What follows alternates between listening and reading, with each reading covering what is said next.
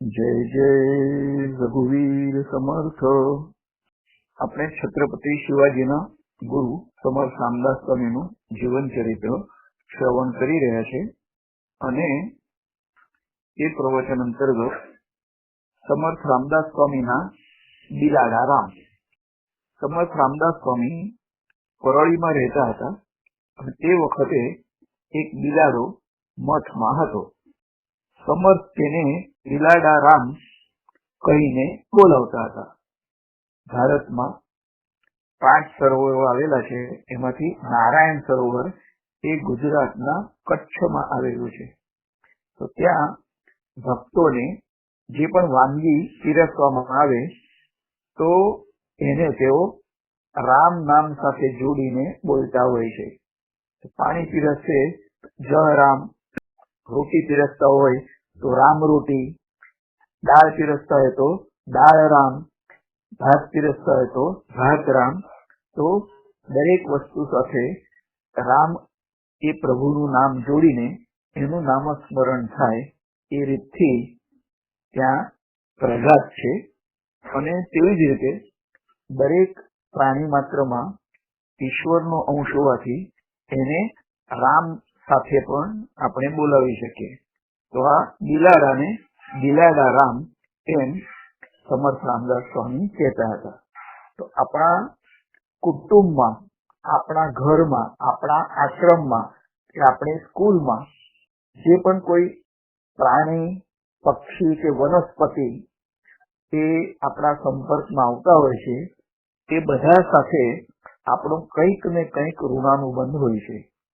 તો એ ઋણાનુબંધ પૂરો કરવા માટે પણ કેટલાક જીવાત્માઓ પ્રાણી કે પક્ષી અથવા વનસ્પતિ રૂપ બનીને આપણી સાથે તેઓ આ રીતથી ઋણાનુબંધ પૂરો કરતા હોય છે. તો આ પરળીના મઠમાં જે એક બિલાડો હતો, તો એ બિલાડાને સમર્થ રામદાસ સ્વામી બિલાડારામ એમ કરીને બોલાવતા હતા. તેઓ તેને દહીં ભાત, દૂધ ભાત ઇત્યાદિ પણ ખવડાવતા હતા, પાણી પણ પીવડાવતા. આ પછી સમર્થ રામદાસ સ્વામી તેને પૂછતા કે બિલાડારામ, તૃપ્તિ થઈ કે? એટલે બિલાડો ડોક હલાવીને હા પાડતો અને પછી જ સમર્થ રામદાસ સ્વામી જમવા માટે બેસતા હતા. તો મઠ કે આશ્રમમાં જે પણ પ્રાણી, પક્ષી, વનસ્પતિ એ બધા સાથે ઋણાનુબંધ હોય છે. ગુજરાતમાં આવેલ નારેશ્વર તીર્થક્ષેત્રમાં રંગોદૂત મહારાજે તપસ્યા કરી અને સમગ્ર એ ભૂમિને ચેતનવંતી કરી છે. તો તેઓ જ્યારે રાત્રે સૂતા તો કેટલાય કૂતરાઓ એમની નિદ્રામાં ખલેલ પાડતા હતા. તો એક વખત તેઓ એક સેવકને કહે છે કે જોયું, આ કૂતરાઓ આપણને રાત્રે ઊંઘવા પણ દેતા નથી. જ્યારે તેઓ મનુષ્યોની હતા ત્યારે પણ લાડવા ખાઈ ખાઈને લઠ્ઠ થઈ ગયા છે અને અત્યારે આ ઊંઘમાં પણ ખલેલ પાડવા માટે હંમેશા તૈયાર હોય છે. બોલ, આ બધાના નામ કહું તને? તો જે પહેલાના ભક્તો હશે એમ કહીને પ્રશ્નાર્થ રંગોદૂત મહારાજે મૂક્યો હતો. આપણે જેમની સાથે સંપર્કમાં હોઈએ છીએ એમની સાથે સંપર્ક એ આપણે ચાલુ રાખવા માટે કેટલીક વાર મૃત્યુ પછી પણ એ જીવાત્માઓ કોઈ ને કોઈ સ્વરૂપે એ જ સ્થળે અથવા એ જ વ્યક્તિની આજુબાજુ આપણે હોઈએ છીએ. તો આ બિલાડો પૂર્વનો કોઈ યોગ ભ્રષ્ટ આત્મા હશે અને તેને ગતિ મળે તે માટે સમર્થ રામદાસ સ્વામી આટલી કાળજી લેતા હશે એમ માની શકાય છે. તો ફરી પાછા નારેશ્વર તીર્થક્ષેત્રની વાત કરીએ તો ત્યાં પણ એક જે કૂતરો હતો તેનું નામ બુચ્યો અને તેના જે કાન હતા કોઈએ કાપી નાખ્યા હતા, આથી તેને બુચ્યો તરીકે લોકો બોલાવતા હતા. અને તે બુચ્ચિયો પૂર્વ જન્મના સંસ્કારને લીધે ગુરુવાર અને 11ના દિવસે ઉપવાસ રાખતો હતો અને કોઈનું પણ એઠું કદી ખાતો ન હતો. નિત્ય નર્મદામાં સ્નાન પણ કરતો હતો અને ઘણીવાર ભક્તોને નારેશ્વર રોડ સ્ટેશને લેવા માટે પણ જતો હતો અને એમને નારેશ્વર આશ્રમ સુધી એ પહોંચાડતો હતો. એક ભક્તના કિસ્સામાં તો અંગોદૂત મહારાજે એ બુચ્ચિયા કૂતરાના મોઢામાં ફાનસ આપ્યું હતું. એ સળગતું ફાનસ લઈને એ નારેશ્વર રોડ સ્ટેશને ભક્તોને લેવા ગયો અને એ ભક્ત આ કૂતરાની આગેવાની હેઠળ ધીમે ધીમે નારેશ્વર આશ્રમ સુધી આવ્યા હતા. આ રીતથી ઘણા બધા જીવાત્માઓ એ પ્રાણીનો જન્મ લઈને પણ પોતાના પૂર્વ જન્મના જે સ્થળ હોય છે, વ્યક્તિ હોય છે, એમની આસપાસ તેઓ હંમેશા મંડરાતા હોય છે. અક્કલકોટના જે સ્વામી છે તો તેઓ પણ એક તીર્થક્ષેત્રમાં ગયા. એક ભક્તના ઘેર તેઓ પહોંચ્યા છે અને એમણે જોયું કે એમનો જે દીકરો ઘોડિયામાં સૂતો હતો તો એની નીચે એક સર્પ એ ગોળ ગોળ પ્રદક્ષિણા કરતો હતો. તો લોકોએ મોટી બૂમો પાડીને કહેવા લાગ્યા કે આ સાપને મારો મારો, નહીં તો એ આપણા બાળકને ઈજા પહોંચાડશે. તો તે સમયે અક્કલકોટના સ્વામી મહારાજે એ સર્વ લોકોને જણાવ્યું કે આ તો તમારો પૂર્વજ છે અને બાળકના રક્ષણ માટે બાળકની આજુબાજુ ફરી રહ્યો છે, તો તમે એને શા માટે મારવાની ઈચ્છા ધરાવો છો? અને તે સર્પને પણ એમણે ઉદ્દેશીને તેઓ બોલ્યા છે કે અરે, તું તારા વંશજોના રક્ષણ માટે આમ તારું જીવન તે બગાડી નાખ્યું છે અને એમના રક્ષણ માટે તું સર્પયોનીમાં આવ્યો છે, છતાં આ લોકો તને મારવા માટે તૈયાર થયા છે. તો આ જે મોહ છે પોતાના કુટુંબીજનો પ્રત્યે, એ મોહનો તું ત્યાગ કર અને અહીંના નજીકનું તીર્થ છે એમાં તું સ્નાન કર, એટલે તને મુક્તિ મળશે. તો મોહ મમતાથી દરેક જીવાત્માએ પર થવાનું છે અને આપણા જે સૌથી નજીકના સખા એટલે કે પરમેશ્વર છે તો એમના પ્રત્યે જ આપણે શ્રદ્ધાભાવ રાખવાનો હોય છે. આ બિલાડારામના કિસ્સામાં પણ કદાચ અન્નપ્રાશનની તેની વાસનાને લીધે તેને બિલાડોનો જન્મ લેવો પડ્યો હોય એમ માની શકાય છે. સમર્થના તેના પ્રત્યેના વાત્સલ્યભલા વર્તનને લીધે કોઈ પણ મઠવાસી શિષ્ય તેની છેડતી કરી શકતું નહીં.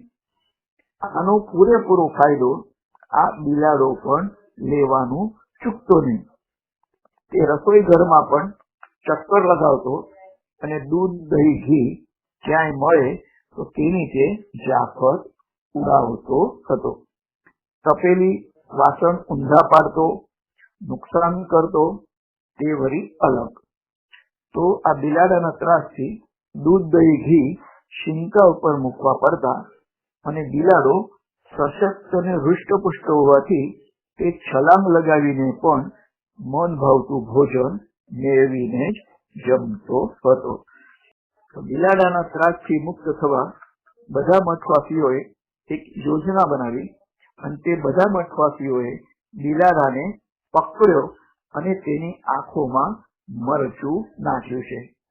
તો બિલાડાને ખૂબ જ બળતરા થવા લાગી અને તેને ખૂબ જ કષ્ટ થવા લાગ્યું છે. આથી તે બિલાડો કોઈની દ્રષ્ટિ ન પડે તેવી જગ્યાએ છુપાઈ ગયો છે. તો મનુષ્ય હોય તો આંખને એ જળથી ધોઈ પણ શકે, પણ બિલાડો તો કેવી રીતે ધોઈ શકે? ભોજનના સમયે દરરોજની જેમ સમર્થે બિલાડારામ આવ એમ બૂમ પાડી, પરંતુ બિલાડારામ રોજની જેમ ન આવ્યો. સમર્થ રામદાસ સ્વામીએ શિષ્યોને આજ્ઞા કરી કે બિલાડા રામને શોધી લાવો.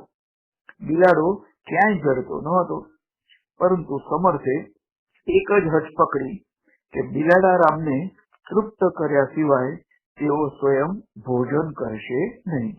તો બિલાડો જડતો ન હતો અને સમર્થ રામદાસ સ્વામી ભોજન ગ્રહણ કરતા ન હતા. છેવટે સમર્થ બોલ્યા કે આજે રામ જમવા આવતો નથી, આથી કોઈએ તેને ત્રાસ આપેલો હોવો જોઈએ. તો આનો જવાબ પણ કોઈ શિષ્યે આપ્યો નહીં. છેવટે સમર્થ રામદાસ સ્વામીએ યુક્તિ પ્રયુક્તિથી પ્રશ્નો પૂછીને હકીકત જાણી ત્યારે તેમને ખૂબ જ દુઃખ થયું. સમર્થ રામદાસ સ્વામીએ શિષ્યોને જણાવ્યું કે તમે જ ઈશ્વરના અને બીજા પશુ પક્ષી ઈશ્વર નથી એમ તમે સમજો છો? સર્વ પ્રાણી માત્ર ઈશ્વરના જ છે, આથી કોઈ માટે આપણે દ્વેષ ભાવ રાખવો જોઈએ નહીં. હવે પછી બિલાડા રામને કોઈએ ત્રાસ આપવો નહીં. છેવટે શિષ્યો કિલ્લામાં બધે જ ફરી વળ્યા અને એક ખૂણામાંથી છેવટે તે બિલાડો જડ્યો છે. શિષ્યે તે બિલાડાને સમર્થ રામદાસ સ્વામી પાસે લાવીને મૂક્યો અને સમર્થે તેની આત્મીયતાથી પૃચ્છા કરી છે અને તેની આંખોને ધોઈ આંખોમાં ઘી ચોપડ્યું અને બિલાડા રામને થોડું સારું લાગવા માંડ્યું. આ પછી સમર્થ રામદાસ સ્વામીએ તેને રોજની જેમ જમાડ્યો અને ફરી પૂછ્યું કે બિલાડા રામ તૃપ્તિ થઈ? તો બિલાડાએ ડોક હલાવીને હા કહી અને પછી સમર્થ રામદાસ સ્વામી જમવા માટે બેઠા છે. તો આ પ્રસંગ પરથી આપણને ખબર પડે છે કે સમર્થ રામદાસ સ્વામીને પ્રાણી માત્ર પ્રત્યે દયા કેવી ઉત્કટ હતી અને સર્વભૂત હિતે રત એ જે સંતનું બિરુદ છે, તો એ બિરુદ પ્રમાણે સમર્થ રામદાસ સ્વામી પણ વર્તતા હતા એ આપણને ખબર પડે છે.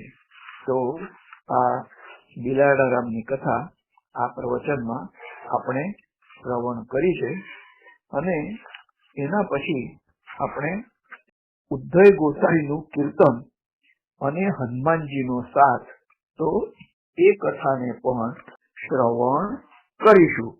નવધા ભક્તિમાં જે સંકીર્તન ભક્તિ કહેવામાં આવે છે, તો સંકીર્તન એટલે મોટેથી આપણે ઈશ્વરના નામ અને ગુણોનું વર્ણન કરવાનું.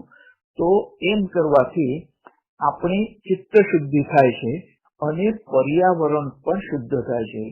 એટલું જ નહીં, જેટલા પણ જીવાત્માઓ એ સાંભળે તો તેમની પણ ઉર્ધ્વ ગતિ થાય છે અને સજીવ કે નિર્જીવ, તો નિર્જીવ વસ્તુઓ પર પણ તેની હકારાત્મક અસર પડતી હોય છે. ઉદ્ધવ ગોસાઈનું કીર્તન અને હનુમાનજીનો સાથ. તો એક વખત ચાફળમાં સમર્થ રામદાસ સ્વામીનો મુકામ હતો અને સવારમાં નિત્યકર્મ અને સાંજે રોજ કીર્તન થતા હતા. કીર્તનમાં પણ મહારાષ્ટ્રમાં એક તો ઉભા ઉભા કીર્તન થાય છે, સંગીતમય કીર્તન હોય છે અને તેમાં બે ભાગ હોય છે, એક પૂર્વ રંગ અને એક ઉત્તર રંગ. તો પૂર્વ રંગમાં કોઈ સિદ્ધાંત ધર્મશાસ્ત્ર લેવામાં આવે છે કે સત્યપાલન અથવા ગુરુનિષ્ઠા અથવા એ જ રીતથી માતૃપિતૃ ભક્તિ, અને ઉત્તરાર્ધમાં કોઈ આખ્યાન હોય છે, તો એ સિદ્ધાંતને જે પરિપુષ્ટ કરતા હોય છે.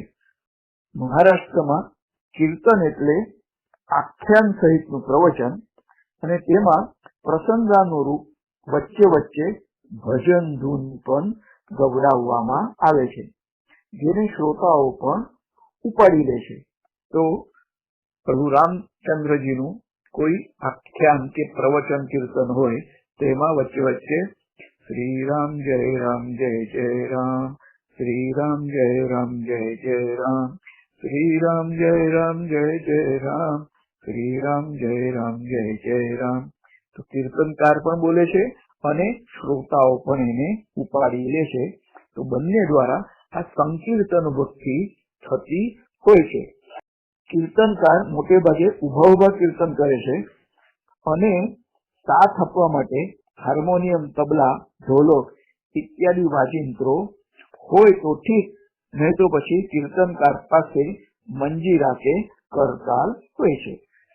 એક દિવસ સમર્થ રામદાસ સ્વામીએ ઉદ્ધવ ગોસાઈને કીર્તન કરવા માટે આજ્ઞા કરી અને ઘણા બધા શ્રોતાઓ હાજર હતા. સમર્થ રામદાસ સ્વામી પણ કીર્તન સાંભળવા હાજર હતા અને સમર્થ રામદાસ સ્વામીએ પોતાનું આસન ગ્રહણ કર્યું અને કલ્યાણ સ્વામી અને શિવાજી મહારાજ પણ કીર્તન શ્રવણ કરવા માટે હાજર હતા. તો મોરચેલ વડે, એટલે મોરના પીછોનો જે પંખો હોય છે તેના વડે શિવાજી મહારાજ સમર્થ રામદાસને પવન નાખી રહ્યા હતા. સંગીતમય કીર્તનને એવો તે રંગ ચડ્યો કે સમર્થ પણ સંતુષ્ટ થઈ ગયા અને તે દિવસે ઉદ્ધવને સાથ આપવા વાળું કોઈ હાજર ન હતું. તો તે સમયે કીર્તન એ ઈશ્વરને રીઝવવાનું એકમાત્ર સાધન મનાતું હતું. શ્રોતાઓનો શો અભિપ્રાય હશે એ જાણવા કરતા પ્રભુને કીર્તન ગમ્યું કે નહીં તે પ્રત્યે વિશેષ કાળજી રખાતી હતી અને કીર્તનનો વિષય પણ અંતઃકરણમાં જે સ્ફુરે તે રહેતો હતો. અત્યારે તો ઘણા બધા કથાકારો હજારોની સંખ્યામાં શ્રોતા હોય તો પણ એમનું જે મંડપ છે એ પૂર્ણ ભરાયો કે નહીં તો એની તપાસ કરવા એમના સેવકને પહેલા મોકલે છે અને પૂર્ણ મંડપ ભરાઈ જાય પછી તેઓ કથા મંડપમાં તેઓ આવતા હોય છે. તો ઈશ્વરનું નામસ્મરણ યોગ્ય સમયે કરવું એના કરતા શ્રોતાઓની સંખ્યા વધારે હોય તો એનાથી તેઓ તૃપ્ત થતા હોય છે, પણ આ યોગ્ય નથી. કીર્તનમાં પૂર્વરંગ તરીકે શાસ્ત્રીય કોઈ સિદ્ધાંતને સમજાવવામાં આવતો હતો. દાખલા તરીકે ગુરુનો મહિમા અથવા વૈરાગ્યની જરૂરિયાત ઇત્યાદિ. અને ઉત્તર રંગમાં કોઈ સંતનું ચરિત્ર અથવા ભગવત લીલાનું વર્ણન કરવામાં આવતું હતું. તો નામ સંકીર્તનમાં કીર્તનકાર એવા તે ડૂબી જતા કે તેઓ પોતાનું ભાન પણ ભૂલી જતા હતા. તો નામસ્મરણ અને નામ સંકીર્તન આ બંનેમાં પણ આપણે પોતાની જાતને ભૂલી જવાનું છે અને આપણું જે મન છે એ ઈશ્વરના નામમાં અથવા ગુણમાં અથવા એમના સ્વરૂપમાં લય પામવું જોઈએ. અને જો મન લય પામે તો તમને એ જે શરીર ભાવ છે, દેહ ભાવ છે એ એકદમ વિસરાઈ જતો હોય છે. તો આત્મવિસ્મરણ થઈને કીર્તનમાં તેઓ પ્રસંગના રૂપ નાચતા, કૂદતા કે અનુરૂપ હાવ ભાવ પણ કરતા હતા. તો આવો જ સંકીર્તનનો એક પ્રસંગ આમ તો વડોદરામાં અનેક વાર જોયેલો છે અને તેમાં નીલકંઠેશ્વર મહાદેવ ના પ્રાંગણમાં દત્ત ભગવાનનો જે ઉત્સવ નામ સપ્તાહ ઉજવાતો હતો તો તે સમયે દરેક ભક્ત મંડળો 2 કલાકનો વારો રાખતા હતા.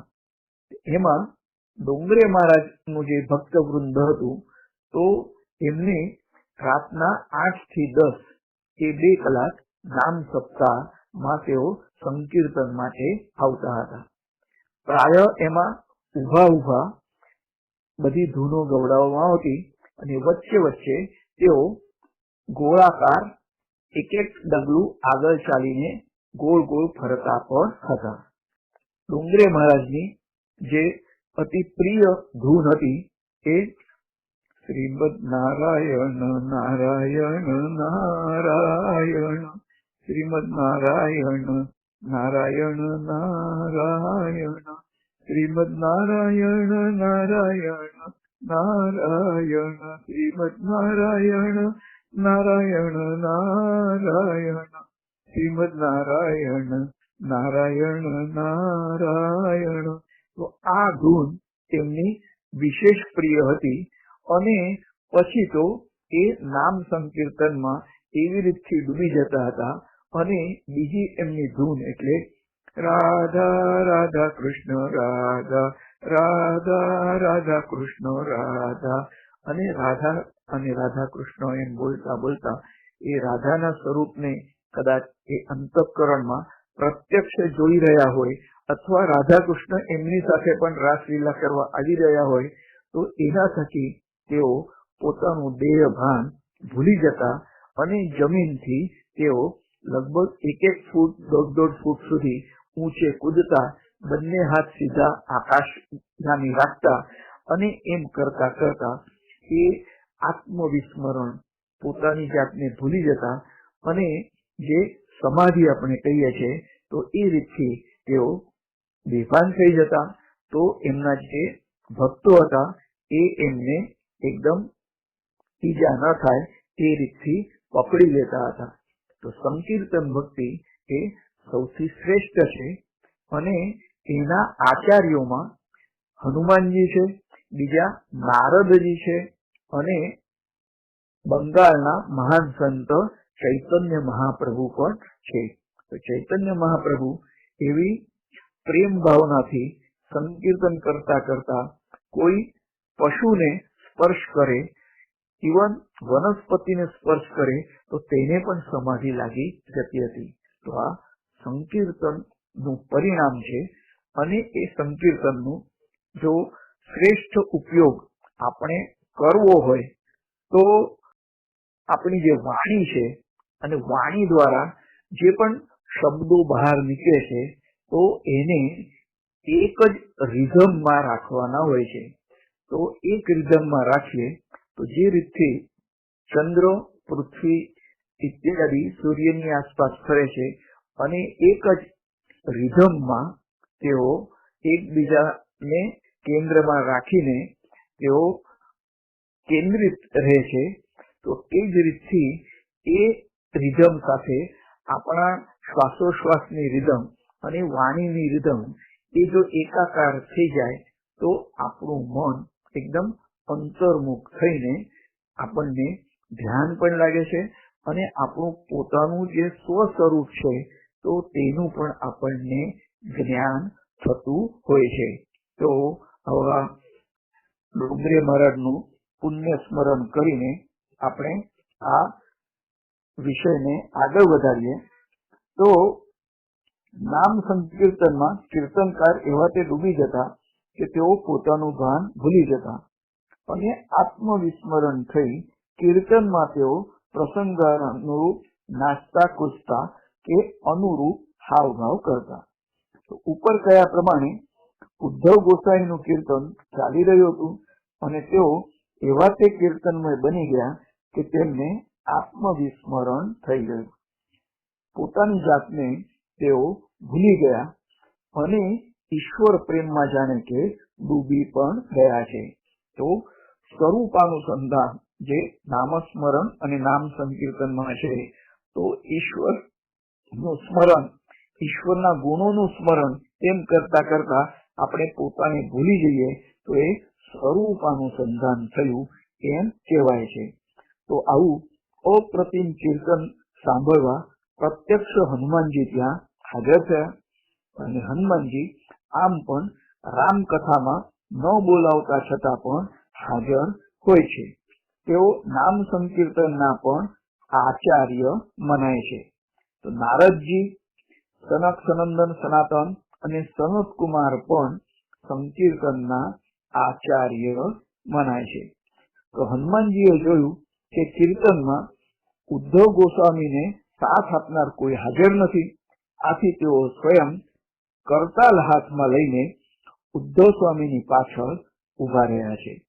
તો શ્રોતાઓ પણ કીર્તનમાં એટલા તન્મય બની ગયા કે કીર્તનમાં સાથ આપનાર કોણ છે અથવા પહેલા કોઈ ન હતું અને અત્યારે કોણ સાથ આપી રહ્યું છે તેની શ્રોતાઓને પણ કઈ ખબર ન પડી અને જોવાની ફુરસત પણ તેમનામાં ન હતી.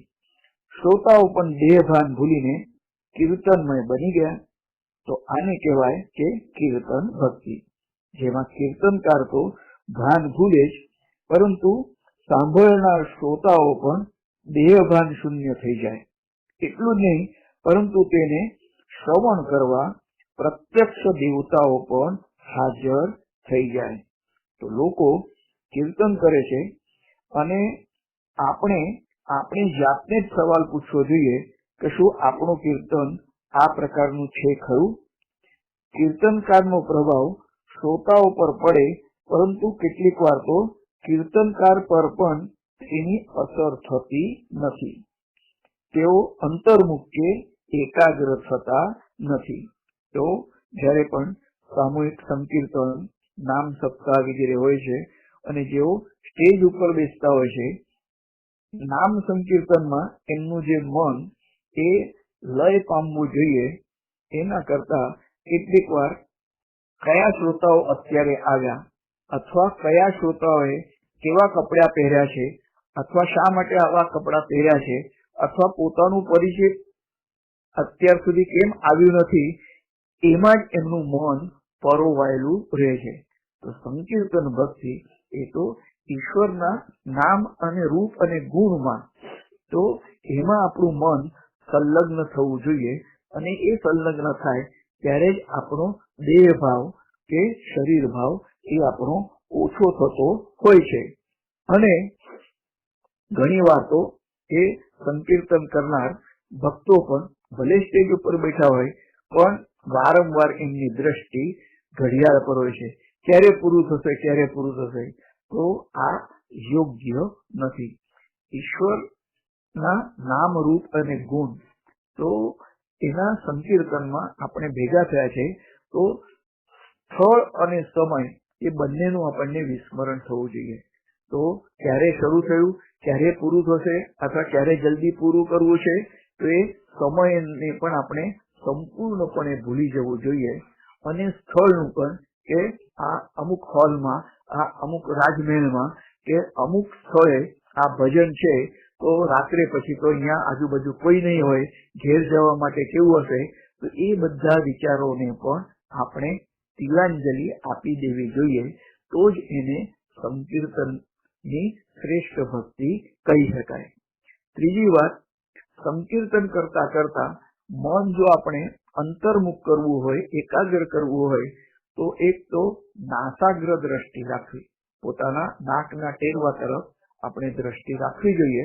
અને એમ કરવાથી મન અંતર્મુખ થશે, અને અંતર્મુખ થશે તો એના થકી એ દરેકની પ્રાણ જ્યોતિ છે એ ઉર્ધ્વગતિ થઈને એ નાડીને શુદ્ધિ કરશે, અને નાડીને શુદ્ધિ કરવાથી મન વધારે એકાગ્ર થતું હોય છે. તો આ સામાન્ય ટેકનિકનો પણ આપણે ઉપયોગ કરવો જોઈએ, તો જ આપણે શ્રેષ્ઠ પ્રકારની સંકીર્તન ભક્તિ કરી શકીએ છીએ. કેટલીક વાર તો શ્રોતાઓ પર તો એમની અસર થવી જ જોઈએ, પણ સૌ પ્રથમ તો જે કીર્તન કરે છે તો તેના ઉપર અસર થવી જોઈએ. કીર્તનકાર ઉદ્ધવ ગોસાઈનું શરીર હાવભાવ સાથે કેટલીક વાર આગળ વળતું, કેટલીક વાર પાછળ વળતું. જ્યારે તેમનું શરીર પાછળ વળતું ત્યારે ત્યાં હાજર રહેલા હનુમાનજીના શરીર સાથે તેમનો સ્પર્શ થતો, પરંતુ ઉદ્ધવ ગોસ્વામી એવા કીર્તનમય બની જતા હતા કે કોની સાથે એમનો સ્પર્શ થાય છે એ એમને ખબર પણ પડતી નહીં. આને જ આ દેહ ભાવ નથી એમ આપણે કહી શકીએ. હાજર રહેલા હનુમાનજીના શરીર સાથે તેમના શરીરનો સ્પર્શ થતો, અને હનુમાનજીનું શરીર સિંદૂર અને તેલથી ભીંજાયેલું હોય છે. આથી ઉદ્ધવના જબ્બાને હનુમાનજીનું સિંદૂર લાગવા માંડ્યું. જોકે ઉદ્ધવ ગોસાઈને આની બિલકુલ ખબર ન હતી. તેઓનું શરીર કોની સાથે ઘસાય છે અથવા તેમને તેની કંઈ પણ ખબર ન હતી, અને તેમનો જબ્બો સિંદૂરથી ખરડાઈ ગયો એ પણ તેમની જાણ બહાર હતું. આમ શરીર તથા હાથ પગના હાવભાવને લીધે દરેક વખતે ઉદ્ધવ ગોસાઈના જબ્બાને સિંદૂર લાગતું હતું અને આખો જબ્બો સિંદૂરમય થઈ ગયો. તો સમર્થ રામદાસ સ્વામીની દ્રષ્ટિ આ તરફ ગઈ એટલે તેમણે કરતાલથી સાથ આપતા હનુમાનજીને જોયા છે. તો સમર્થ રામદાસ સ્વામી તરત જ પોતાના સ્થાનેથી ઉઠ્યા અને ઉદ્ધવ સ્વામી પાસે ગયા. સમર્થ રામદાસ સ્વામીએ ઉદ્ધવને કહ્યું કે કીર્તનની તું સમાપ્તિ કર. તો સમર્થની આજ્ઞાનુસાર ઉદ્ધવે જય જય રઘુવીર સમર્થ એમ ઉદ્ઘોષ કરીને કીર્તનની સમાપ્તિ કરી અને સમર્થને તેમણે દંડવત પ્રણામ કર્યા છે. તો સમર્થ રામદાસ સ્વામીએ આ સિવાય ઉદ્ધવને પાછળ વળીને દંડવત પ્રણામ કરવા કહ્યું છે. તો ઉદ્ધવે પાછળ વળીને પ્રણામ કર્યા ત્યારે તેમણે હનુમાનજીના દર્શન કર્યા છે. તો સમર્થ રામદાસ સ્વામી બોલ્યા કે ઉદ્ધવ, તારા કીર્તનને ખરેખર ધન્ય છે. તેને સાંભળવા પ્રત્યક્ષ અંજની નંદન પધાર્યા. પરંતુ હવે તું કોઈ પણ દિવસ ઉભા ઉભા કીર્તન કરીશ નહીં, કારણ કે તું કીર્તન કરે અને તને સાથ આપવા પ્રત્યક્ષ હનુમાનજી એમને પણ ઉભા જ રહેવું પડે છે સમગ્ર કીર્તન દરમિયાન. આજથી તારે બેઠા બેઠા કીર્તન કે પ્રવચન કરવાનું છે. તો તું જો ઉભો ઉભા કીર્તન કરે તો હનુમાનજીને પણ ભવિષ્યમાં પણ પરિશ્રમ થશે. અને આજથી તું નિયમ કર કે કીર્તનના પ્રારંભમાં તથા કીર્તનના સમાપ્તિ પછી પાછળ વળીને પ્રણામ કરવા કે એ જગ્યા હનુમાનજી માટેની છે. તો ઉદ્ધવ સ્વામીએ કહ્યું કે જેવી આજ્ઞા. તો ઉદ્ધવ ગોસાઈની પરંપરામાં હજુ પણ ઉભા ઉભા કીર્તન થતા નથી અને તેમની પરંપરામાં આસન ઉપર બેઠા બેઠા જ કીર્તન થાય છે. આ સિવાય કીર્તનના પ્રારંભે તથા અંતમાં બેઠકની પાછળ પ્રણામ કરવાનો રિવાજ છે. ધન્ય છે એવા સમર્થ રામદાસ સ્વામીને અને ધન્ય છે તેમના શિષ્ય ઉદ્ધવ ગોસાઈને, જે ગુરુ શિષ્યની પરંપરામાં કીર્તન સાંભળવા પ્રત્યક્ષ હનુમાનજી સાથ આપવા માટે ઉભા રહ્યા છે. તો કહેવાનું તાત્પર્ય એ જ કે ભક્તિમાં દેહભાનથી પર થવું જોઈએ. પછી તે ભક્તિ શ્રવણ હોય કે કીર્તન હોય કે સ્મરણ હોય, તો નવધા પૈકી કોઈ પણ ભક્તિનો આપણે આશ્રય લઈએ તો એ બધામાં દેહભાનથી પર થવું જોઈએ. તો જ આપણે એ ભક્તિનો શ્રેષ્ઠ એ પરિણામ આપણે એને સહન ભોગવી શકીએ. ભક્તિમાં આપણે આગળ વધ્યા નથી તેમ સમજવું જોઈએ જો આપણે દેહ ભાવને ન ભૂલી જઈએ. તો કાવડી બુઆના જીવન ચરિત્રમાં પણ ઉલ્લેખ છે કે એમના પૂર્વજ જે નિંબરાજ હતા તો તેઓ પણ વિઠ્ઠલ ભગવાન સામે કીર્તન કરતા હતા અને એ સમયે તો વીજળીની કોઈ વ્યવસ્થા ન હતી, 200-250 વર્ષ પહેલા. તો એ વખતે કીર્તન કરતા કરતા તેમને પરસેવો થતો અને ગરમી થતી, તો સ્વયં પંઢરીરાય એ એમના ખભા ઉપર ચકલીનું રૂપ લઈને નાનકડા મોર પંખ લઈને એ મોર પીછાથી એ નિંબરાજને તેઓ પવન નાખતા હતા. તો આ પણ કીર્તન ભક્તિનું શ્રેષ્ઠ ઉદાહરણ છે કે જેમાં ઈશ્વરના નામ અને રૂપ નું વર્ણન આપણે કરીએ અને એ આપણે જો ગાઈએ તો એ સમયે ઈશ્વર પણ તેને સાંભળવા માટે આવે છે.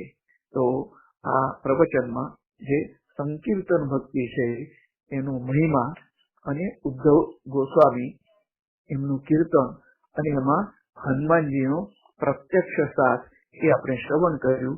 જય જય રઘુવીર સમર્થ.